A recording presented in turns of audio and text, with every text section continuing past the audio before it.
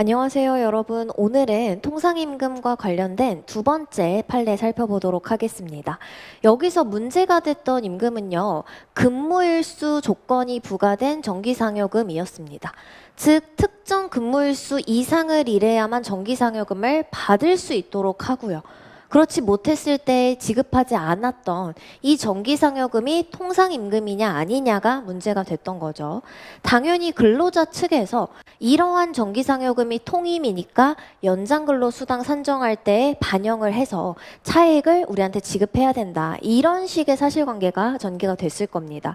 그랬을 때 우리 근무일수 조건이라는 게 구체적으로 뭔지 한번 확인하고 가시면요. 사실관계에서 상여금 지급 시행 세칙, 즉 이 사용자 사업장에서 상여금 지급과 관련된 여러 가지 기준을 정하고 있는 겁니다.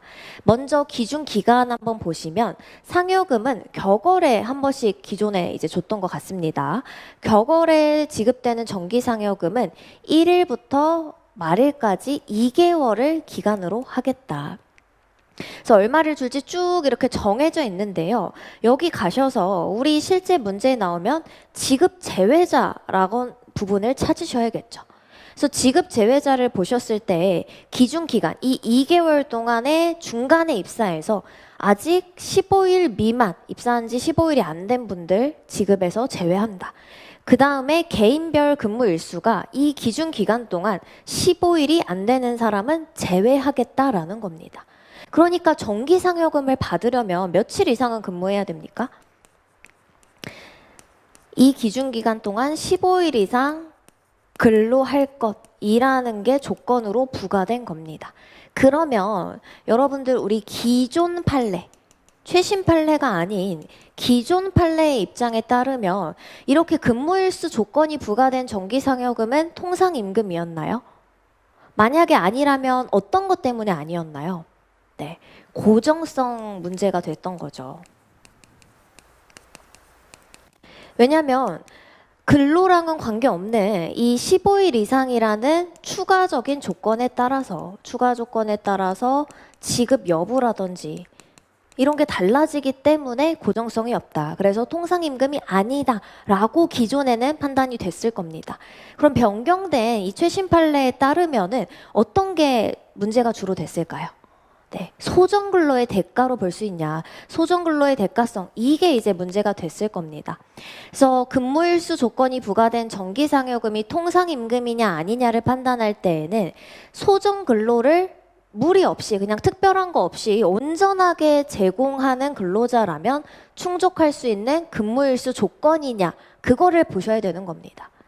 소정근로를 온전하게 제공하면 충족할 수 있는 근로일수 조건이라는 건 뭐예요? 소정근로일수 이내로 정해진 근무일수 조건. 그러면 소정근로일수 이내로 근무일수 조건이 정해진다라는 건 뭘까요?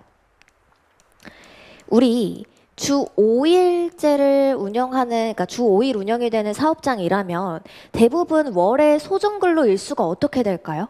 월, 화, 수, 목, 금 대략적으로 공휴일 이런 날들 빼고 22일 내외가 될 겁니다. 그러니까 지금 우리가 봤던 사실관계처럼 15일 이상 근무할 것. 이 소정근로 일수 동안 특별히 결근하지 않고 근무한다면 어때요? 그냥 채울 수 있는 조건이죠. 그렇기 때문에 소정근로일수 이내로 근무일수를 정했다면 통상임금성 부정되지 않는다라는 겁니다. 그럼 반대로 소정근로일수를 초과하는 근무일수 조건은 어떤 게 있을까요? 월에 25일, 월에 30일 이상 근로할 것. 이런 조건을 붙이면 소정근로를 제공하는 것만으론 충분하지 않죠. 소정근로 이외에 추가적인 근로를 제공해야만 충족시킬 수 있는 조건이기 때문에 이렇게 소정근로를 넘는 추가 근로를 조건으로 거는 것은 소정근로를 초과하는 근로의 대가이기 때문에 통상임금이 아니다. 이렇게 판단을 했었습니다. 그럼 구체적으로 우리 문제가 됐던 사실관계 어떻게 판단했는지 다시 한번 마무리하시면 주 5일제로 이제 근무를 운영하고 있는 이 사업장에서는 15일이라는 근무일수 조건은 웬만하면 월의 소정근로일수는 22일, 23일, 아무리 길어도 23일 정도일 거기 때문에 온전히 소정근로를 제공하는 근로자라면, 소정근로를 온전히 제공하는 근로자라면 어때요? 충분히 충족할 수 있는 근로조건이라는 겁니다. 그래서 이런 조건이 부과되었다는 사정만으로 통상임금성 부정되지 않는다. 그래서 이렇게 판단이 됐던 사실관계였습니다.